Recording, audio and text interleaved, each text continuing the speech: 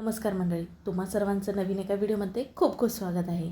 आज आपण जी रेसिपी करत आहोत ती तुमच्या आवडीची आणि एकदम कुरकुरीत महिनाभर टिकणारी आहे बरं का. त्या क्षणी एकदा तरी करणार आणि नेहमी नेहमी ही रेसिपी करून पाहणार. चला मग ही रेसिपी नेमकी कुठली आहे वेळ न करता व्हिडिओला सुरुवात करूया. आपण इथं घेणार आहोत सोया चंक्स. तर इथं 2 कप इतके सोया चंक्स घेतलेत बघा. हा सोया चंक्सचा कुठलाही पदार्थ करायचं म्हणलं तर तो अगोदर आपल्याला भिजत घालावा लागतो. पण आज आपण वेगळी रेसिपी करत आहोत, त्याच्यामुळे हा सोया चंक्स भिजत घालायचा नाही. तर आपल्याला काय करायचं, घेतलेला हा सोया चंक हलका भाजून घ्यायचा बरं का. म्हणजे त्याचं मॉइश्चर असेल ते कमी होतं, शिवाय ना छान कुरकुरीत होतं. कारण आपल्याला ह्या सोया चंकची ना पावडर करून घ्यायची आहे, त्याच्यामुळे भाजून घ्यायचे आहेत. तुम्हाला बाजारमध्ये बघायला गेलं तर सोया चंकची ना पावडरसुद्धा मिळून जाईल, ती तुम्ही वापरलात तरीसुद्धा चालेल. मग तुम्हाला ही एक स्टेप करायची गरज पडणार नाही. पण सोया चंकची भाजी, त्याचबरोबर सोया चंकचा पराठा केला, त्याच्यासाठी सोया चंक्स हे भिजत घालतो. पण आज आपल्याला बिलकुलसुद्धा भिजत घालायचे नाहीत. बघा अगदी चांगले ना 3-4 मिनटं हलके डाग पडूसपर्यंत हे सोया चंक्स भाजून घेतलेत बघा, मध्यम आचेवरती. आता गॅस बंद करून खाली एका ताटावरती आपण काढून घेऊयात, म्हणजे ते लवकर थंड होतील. आपल्याला हे सोया चंक्स पूर्णपणे थंड करून घ्यायचे आहेत, कारण ह्याची आपण पावडर करणार आहोत. थंड झाल्यानंतर हे छान कुरकुरीत होतात, त्याच्यामुळे ह्याची पावडर ना लगेच होते. मसालाच करायला गेला तर त्याची पावडर होत नाही, त्याच्यामुळे पूर्णपणे हे थंड झालेत बघा. आणि आता थोडे थोडे 2 स्टेपमध्ये घालून मिक्सरच्या जारमध्ये ना आपण ह्याची पावडर करून घेऊयात. एकदम सहजपणे होते बारीक पावडर. बघू शकता इथे तुम्हाला दाखवलेलंच आहे. छान जशी पाहिजे तशी आपल्याला ह्याची पावडर तयार होते बघा.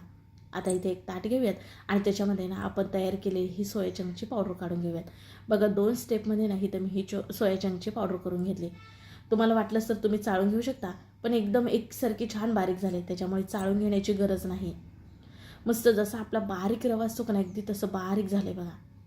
आता ह्याच्यामध्ये घालायचं आपल्याला बेसन पीठ. तर इथं मी घरी दळलेलं बेसन घेतलेलं आहे बघा. बेसनचं पीठ अगोदरच चाळल्यामुळे ना आता इथं मी चाळून घेत नाही. 1 कप इतकं बेसनचं पीठ घेत आहे बघा. तुम्हाला बघा आपण आत्तापर्यंत कुठली रेसिपी करत आहोत हे नव्हतं सांगितलं, पण आता सांगतेच. म्हणजे कसं तुमचंसुद्धा जास्तीचं कन्फ्युजन वाढायला नको. आज आपण ना सोया चंकचे स्टिक आणि चकली पाहणार आहोत. अगदी कुरकुरीत होते बरं का. आता बघा 1 कप इतकं ह्याच्यामध्ये बेसन पीठ घातलं आणि अर्धा कप इतकं ज्वारीचं पीठ घेतलेलं आहे. ज्वारीच्या पिठाच्या ऐवजी तुम्ही तांदळाचं पीठ इथं वापरलात तरीसुद्धा चालेल. मी भाकरीसाठी वापरतो का नाही तेच इथं ज्वारीचं पीठ घेतलं आहे.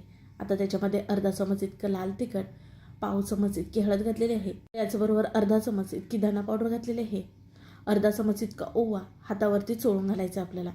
म्हणजे कसं जास्त त्याचा स्वाद वाढतो, म्हणून असा हातावरती चोळून घालायचा.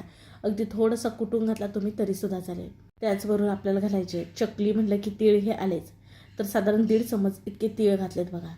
त्याचबरोबर चवीनुसार मीठ, साधारण अर्धा चमच इतकं मीठ घातलेलं आहे.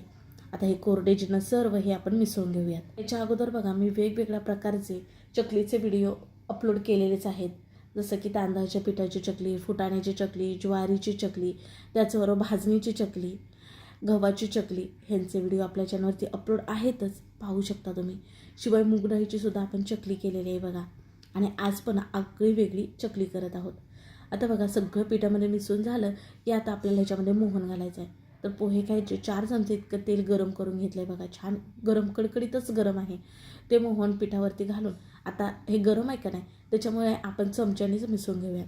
आणि नंतर हाताने का नाही आपल्याला ह्या पिठाला हे मोहन चोळून घ्यायचं आहे. म्हणजे पिठाला ना सगळीकडे तेलाचं मोहन हे लागलं जाईल. म्हणून तेलाच्या ऐवजी बटर टाकलात ना तरीसुद्धा चालेल बरं का. ह्याच्या अगोदर मी बटर टाकूनसुद्धा चकली केलेली आहे. खरंच खूप छान खुसखुशीत चकली होते बटर चकली. आता बघा पिठाला सगळीकडे तेल हे चोळून झालं की अशी मूठ बांधायची बघा आणि ती फुटली जाते. म्हणजेच समजायचं पिठाला आपलं मोहन चांगलं लागलेलं आहे, शिवाय आपली चकली ही छान खुसखुशीत होणार. आता इथे एका छोट्या पातेल्यामध्ये ना गरम कोमट पाणी करून घेतलं आहे बघा. आणि 1 कप भरून इतकं पाणी घेतलं आहे. म्हणजे तुम्हाला मी पुढे सांगतेच एकूण पाणी किती लागलं. एकदम घालायचं नाही, थोडं थोडं पाणी घालून जसा इतर पिठाचा गोळा करतो का नाही आपण तसा याचा गोळा करून घेणार आहोत. आता हलकं पाणी गरम आहे बरं का, थंड वापरायचं नाही, जरा गरमच वापरायचं. कारण आपण सोया चंक्स जे वापरले का नाही ते आपण न भिजवता वापरलेले आहे. मग थोडंसं ना गरम पाणी वापरल्यामुळे चिकटपणा येतो, चकली आपली तुटत नाही, शिवाय खुसखुशीत होते. त्याच्यामुळे गरमच पाण्यात हलकं पीठ मळायचं आहे. अति जास्त कडकडीसुद्धा गरम करायचं नाही. आणि काय नाही एकदम पाणी घालायचं नाही बघा, थोडं थोडं करून घालायचं.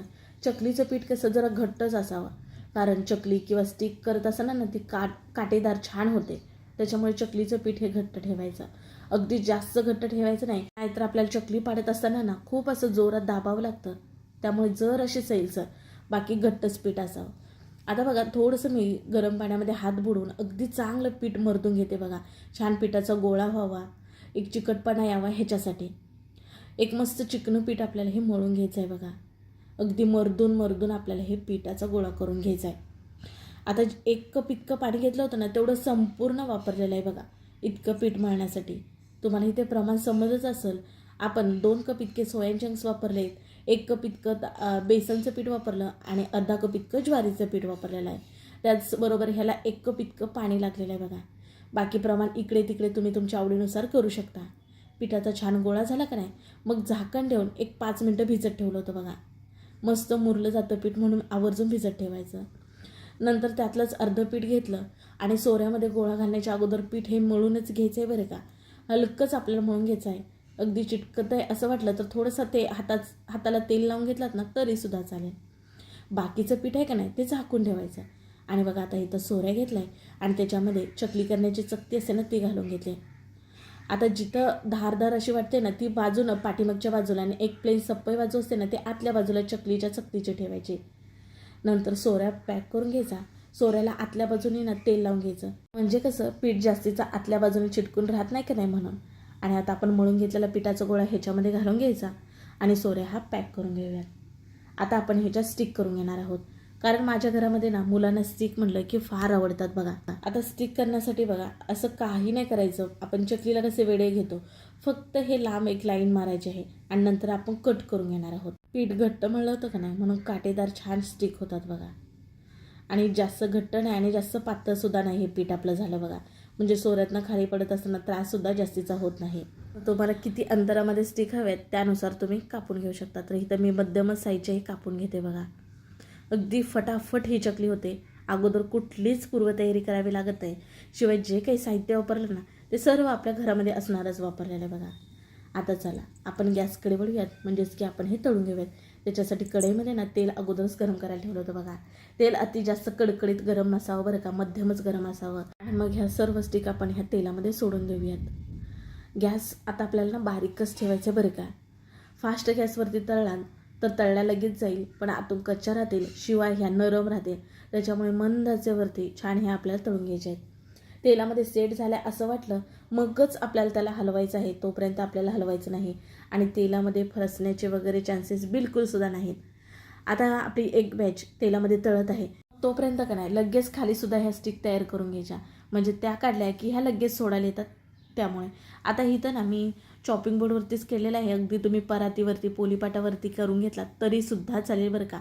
बिलकुलसुद्धा हे चिटकत नाहीत. आणि बघा थोड्या अंतरावरती ह्या कापून घेतल्यात. आता बघा तेलामधल्या ज्या स्टिक होत्या छान प्रकारे तळल्यात. तेलामध्ये टाकल्या तेव्हा खूप बुडबुड्या होत्या आणि आता बघा पूर्णपणे कमी झाल्यात. रंगसुद्धा छान सुरेख आलाय आणि तळाशी ह्या स्टिक जाऊन बसल्यात, म्हणजे हे छान फ्राय झाल्या समजायच्या. आता आपण ह्या तेलाबाहेर काढून घेऊयात आणि सेम जी दुसरी बॅच होती ना त्या तेलामध्ये सोडून तळून घेऊयात. गॅस सुरुवातीपासून शेवटपर्यंत तुम्हाला बारीकच ठेवायचं बघा. आणि तेलामध्ये स्टिक टाकल्या फेस बघा किती येतोय. आणि शेवटी पूर्णपणे तळून झाल्यानंतर ना जो फेस आहे किंवा जे बुडबुडे आहेत ते पूर्णपणे कमी झालेत बघू शकता. आणि चकली आपली ही जी आहे ना तळाशी जाऊन बसते. मग आता आपण ह्या तळड्या समजायच्या आणि काढून घेऊयात. आता तुम्ही म्हणाल स्टिकच केल्या ह्याच्यापासून चकली येत नाही का?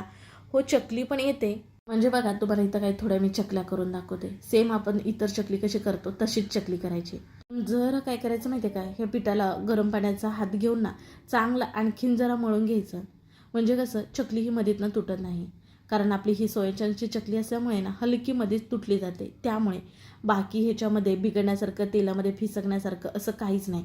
तर मी हलकं हे पीठ मळून घेतलं होतं बघा आणि मग त्याच्या चकल्या केल्या. चकल्यासुद्धा छान सुंदर होतात, अगदी मस्त कुरकुरीत होतात, रंगसुद्धा अगदी सुरेख येतो. जसे स्टिक तळून घेतले तशाच चकल्यासुद्धा ह्या तळून घ्यायच्या. आता इथं मी जास्तीत जास्त स्टिक करून घेतल्यात आणि थोड्याफार चकल्या करून घेतल्यात, कारण मुलांना ना असं स्टिक आवडतात बघा. मुलांना बघा सारखं ना सारखं काहीतरी चटरपटर खायला हवं असतं. मग बाहेरची विकतची चकली कशाला आणायची, एकदा ही करून बघा. ले तर म्हणतील नेहमीच अशीच चकली कर बरं का, इतकी छान जबरदस्त होते, ते कुरकुरीत होते. आणि चकली ना 1% तेलकट होत नाही. चकलीचा आवाज ऐकला का त्याच्यावरून तुम्हाला अंदाज येतच असेल किती कुरकुरीत आणि खुसखुशीत झालेले बरं का. सोया चंकचे फायदे तर तुम्हाला माहितीच आहेत. मग आपण ही चकली केली. म्हणजे चकली आपली ही पौष्टिक अशी बनली. आणि मला खरं खरं सांगा, तुम्ही सोया चंक्सपासून चकली हा कधी विचारसुद्धा केला नसेल. अगदी चकल्या स्टिक एक नंबर झाल्या. चकली चवीला सांगायला गेलं तर छान नाही, एक नंबर भन्नाट अशी चकली होते. म्हणजे तुम्ही एकदा थोड्या प्रमाणामध्ये करून बघा. नेहमी ह्याच पद्धतीत चकली करणार एवढी मी गॅरंटी देऊन सांगते. मुलं तर ना अगदी आवडीने मागून मागून खातात बरं का, इतकी जबरदस्त होते. नक्की करून बघा. मग कसा वाटला व्हिडिओ तेही सांगा. व्हिडिओ आवडल्यास पटकन एक लाईक ठोका. व्हिडिओ शेअर करा तुमच्या मित्रमैत्रिणी परिवारामध्ये, म्हणजे ते सुद्धा करून पाहतील. आणि नवनवीन व्हिडिओ पाहण्यासाठी चॅनलला सबस्क्राईब करा. चला पुन्हा भेटू अशा नवीन एका रेसिपीमध्ये.